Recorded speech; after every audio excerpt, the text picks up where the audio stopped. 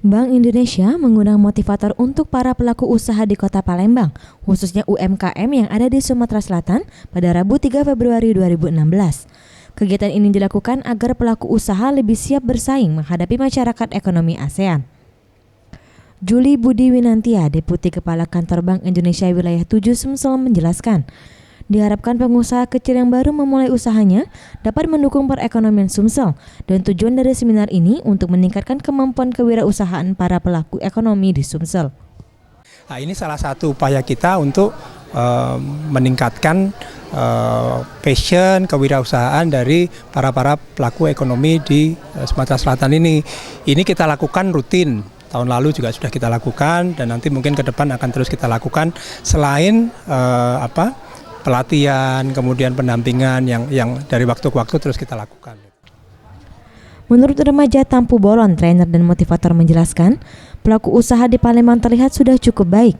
Namun ia menyayangkan masih kurangnya semangat para pelaku usaha untuk berani dalam memperluas skala penjualan.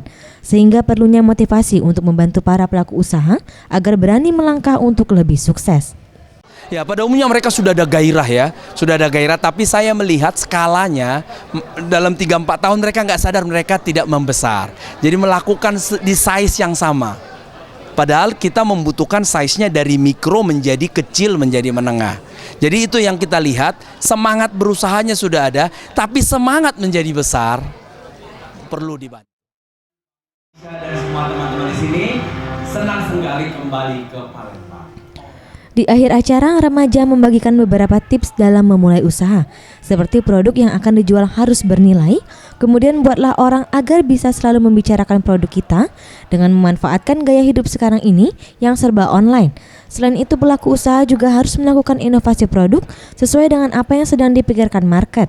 Yang terakhir, pelaku usaha harus rendah hati, jangan sombong dengan hasil yang sudah didapat sekarang. Oke teman-teman, ada 3 cara belajar. Mega Dwi Handayani, Septiam Rizky, Sriwijaya TV.